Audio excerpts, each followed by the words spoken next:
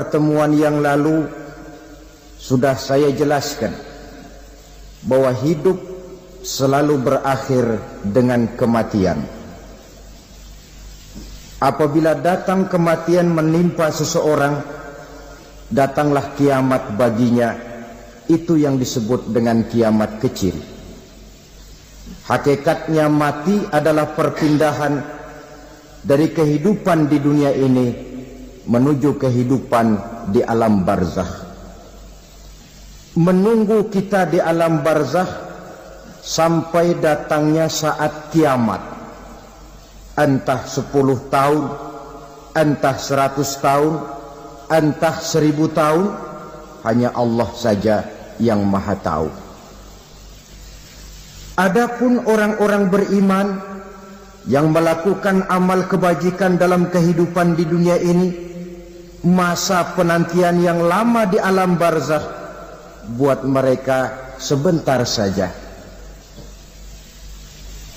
Tetapi bagi orang-orang kafir yang ingkar, yang tidak beriman kepada Allah, yang hidup di dunia cuma menumpuk-numpuk dosa, tentu penantian di alam barzakh akan merupakan waktu yang sangat lama. Bukankah dalam kehidupan kita waktu itu memang relatif? Contoh misalnya, bagi pemuda-pemudi yang sedang duduk asyik memadu cinta, waktu 4-5 jam saja rasanya cuma 4-5 menit. Tenggelam oleh keasikan. Tapi buat orang yang berbaring di rumah sakit, meratap di balik-balik apa itu tembok derita kata lagu, di balik dinding-dinding penjara, sehari bagai seminggu, seminggu rasa sebulan, sebulan boleh jadi rasa setahun. Penantian yang sangat lama. Kapan kiamat itu akan datang? Ini rahasia Allah. Jangankan kita yang orang awam, baginda Nabi sendiri tidak diberitahu oleh Allah kapan kiamat itu akan terjadi. Tetapi sungguh pun demikian, banyak hadis-hadis yang menjelaskan ciri atau tanda-tanda datangnya kiamat. Nah, kalau sudah bicara soal tanda kiamat itu ada 2. Pertama yang disebut alamatus sughra, tanda-tanda kecil. Ini waktunya masih ada tenggang. Ada yang dinamakan alamatul kubra, tanda-tanda besar. Artinya kiamat sudah diambang pintu. Apa tanda-tanda kecil dari datangnya hari kiamat itu? Misalnya kata Nabi, apabila ilmu sudah diangkat oleh Allah.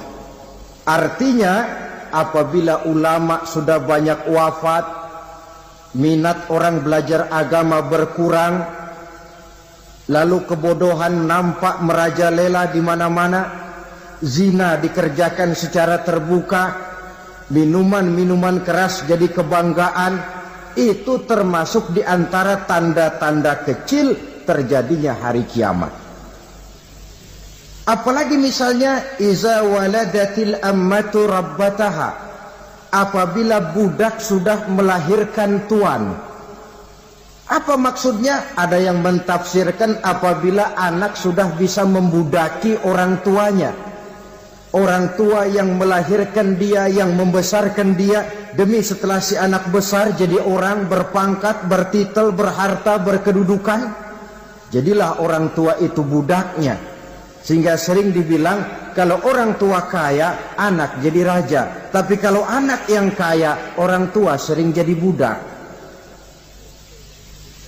Apalagi munculnya fitnah yang bergelombang, timbul perang antara 2 bangsa yang besar, waktu berjalan terasa sangat pendek sekali.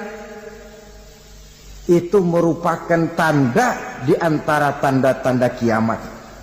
Termasuk di dalamnya sulit membedakan mana laki, mana perempuan.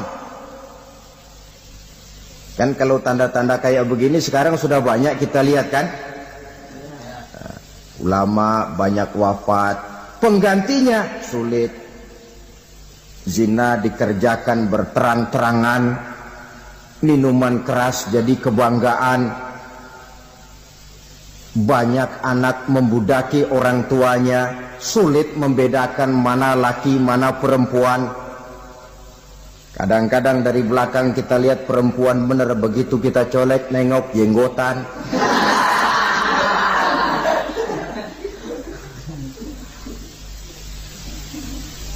Ini termasuk tanda-tanda kecil.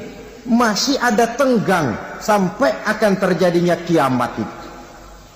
Nah, yang dimaksud dengan tanda-tanda besar, ini tanda besar artinya kiamat sudah di ambang pintu. Pertama, matahari terbit dari sebelah barat. Apabila matahari sudah terbit dari arah sebelah barat, tertutuplah sudah pintu taubat. Bersabda Nabi kita, la taqumus sa'atu hatta tatlu'a syamsu min maghribiha.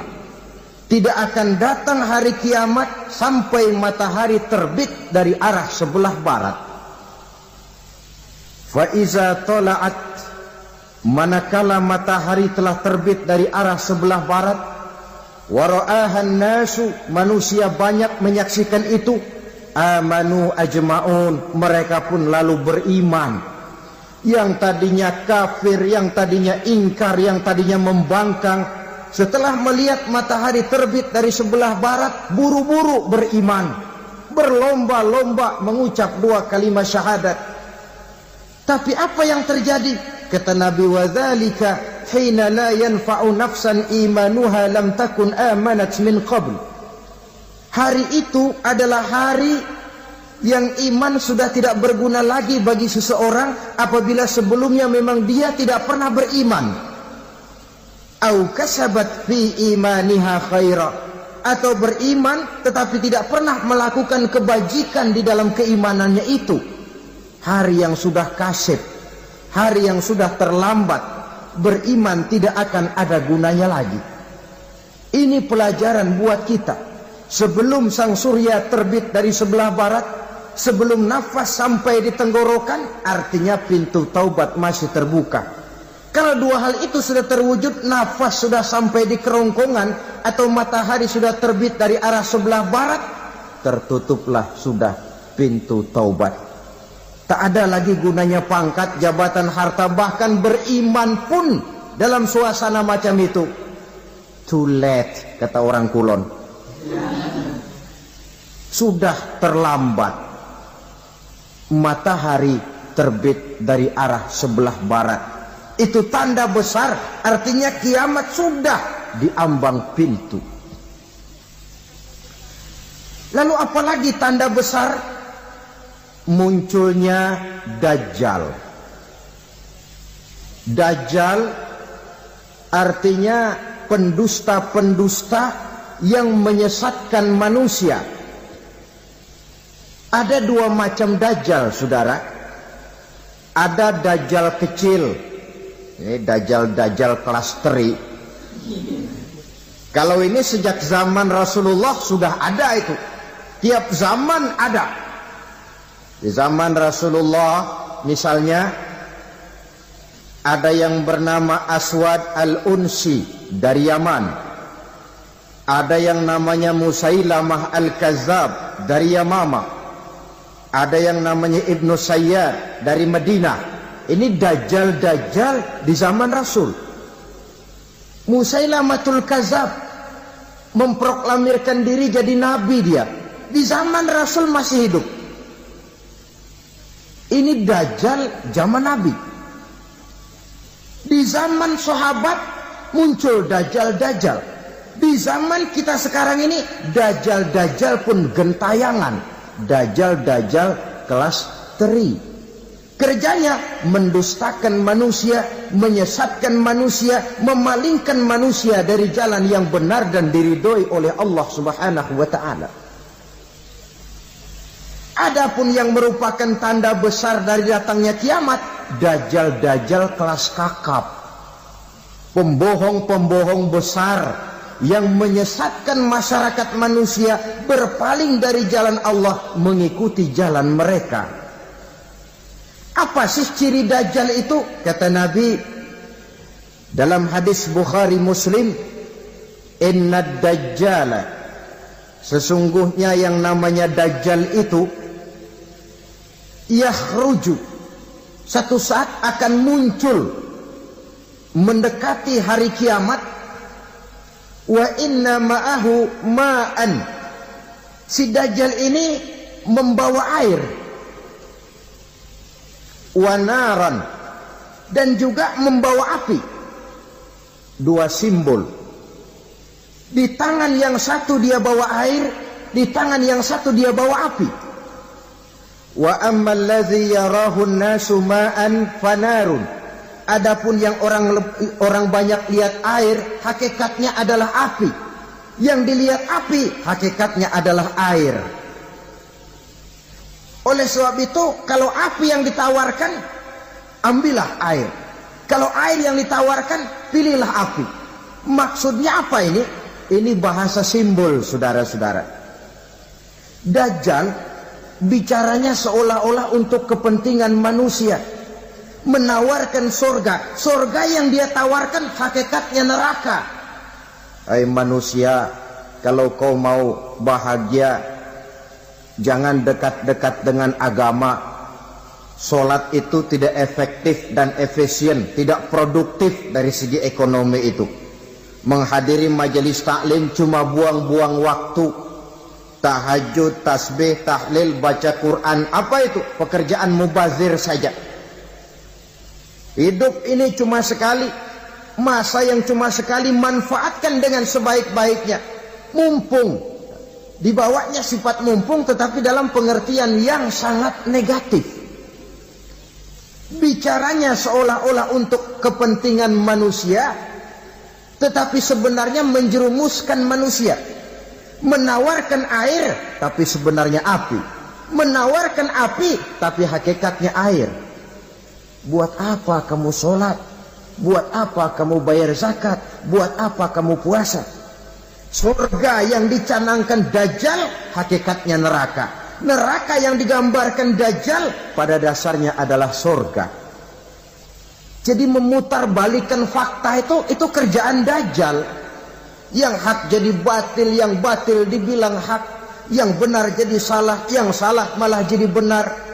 Tuntunan disuruh jadi tontonan, tontonan malah menjadi tuntunan. Itu pekerjaan Dajjal profesinya. Zamannya Nabi Adam, Dajjalnya kan iblis. Betul? Betul. Apa sih gang kerayuan iblis itu? Allah setelah menciptakan Nabi Adam kan bilang, Adam, kau dan istrimu Hawa tinggal di surga ini. Seluruh fasilitas yang ada di surga persilahkan kau nikmati. Satu yang tidak boleh, jangan coba-coba dekati pohon khuldi. Dekat saja jangan, apalagi sampai memetiknya. Datang Dajjal yang namanya iblis ini. Adam, kamu tahu nggak kenapa tidak boleh makan buah khuldi? Ya nggak tahu, pokoknya saya dilarang. Bodoh kamu Dam. Khuldun artinya kekal. Kalau kamu makan itu buah, kau akan kekal di surga buat selamanya. Allah tidak kepengen, maka dilarang kamu makan buah khuldi. Kalau kau ingin kekal di surga Adam, makan saja. Saya bicara begini ini untuk kepentingan kamu Adam. Ini kan ciri-ciri Dajjal. Bicaranya sih seolah-olah untuk kepentingan Nabi Adam, hakikat sebenarnya menjerumuskan Nabi Adam supaya ingkar dan melanggar larangan dari Allah Subhanahu wa ta'ala. Jadi setelah muncul Dajjal, timbul kekacauan-kekacauan di masyarakat. Banyak yang terpengaruh, terpedaya dan terpesona. Termasuk mereka yang memproklamirkan diri jadi nabi. mereka yang memproklamirkan diri jadi rasul di zaman sesudah Rasulullah wafat, itu adalah dajjal-dajjal. Maka saya ingatkan, kalau di zaman kita sekarang ini ada orang ngaku jadi nabi, ada orang ngaku jadi rasul, biar bahasa Arabnya kental, Quran hafal, hadis ribuan hadis hafal, biar pakai serban sampai menyengser ke tanah, bahasa Arabnya fasih, tapi dia mengaku jadi nabi, jadi rasul, kita umat Islam wajib tidak percaya. Wajib untuk tidak percaya. Itulah dajjal-dajjal zaman kita sekarang ini. Tidak mustahil mereka datang mempengaruhi orang-orang awam supaya berpaling dari Rasulullah, mengikuti mereka. Nah, di akhir zaman nanti, mendekati hari kiamat, dajjal ini muncul, dajjal kelas kakap, menyesatkan masyarakat manusia untuk berpaling dari Islam, mengikuti seruan mereka. Apalagi di antara datangnya kiamat itu, tanda yang besar itu, turunnya Nabiullah Isa al-Masih, putra Maryam. Menurut berbagai hadis yang sahih, Nabi Isa al-Masih nanti akan turun lagi. Tidak membawa risalah yang baru, tapi meluruskan risalah Islam ini yang telah banyak ditinggalkan oleh masyarakat. Bahkan ada hadis menjelaskan beliau akan membunuh Nabi, mematahkan kayu-kayu salib, lalu melaksanakan haji dan umrah mengikuti syariat Nabi Muhammad, bukan membawa agama baru. Menjadi semacam mujaddid, reformer, menyelamatkan manusia dari bisikan dajjal. Bahkan ada riwayat yang menjelaskan bahwa Nabi Isa berhasil mengalahkan dajjal, mengembalikan masyarakat manusia kembali kepada ajaran Islam yang datang dari Allah, dibawa oleh Rasulullah sallallahu alaihi wasallam. Dengan kata lain, turunnya Nabi Isa bukan sebagai nabi dan rasul baru, tetapi mengikuti syariat Nabi kita Muhammad sallallahu alaihi wasallam. Saudara hadirin, ibu-ibu hadirat yang saya hormati, kemudian apalagi di antara tanda-tanda besar akan datangnya kiamat itu? Keluarnya asap atau awan. Kata Nabi, inna min asrati sa'ah dukhanan yamla'u ma bainal masyriqi wal maghrib. Di antara tanda-tanda kiamat, munculnya awan atau asap yang memenuhi antara langit dan bumi. Ini pun diperkuat dalam surah Ad-Dukhan ayat 10. Fartaqib yauma ta'tis sama' bidukhanin mubin fayughshan nas hadza azabun alim. Bagi orang-orang yang beriman, mereka biasa-biasa saja. Tapi bagi orang kufur, datangnya asap dan awan ini merupakan azab yang kelewat pedih.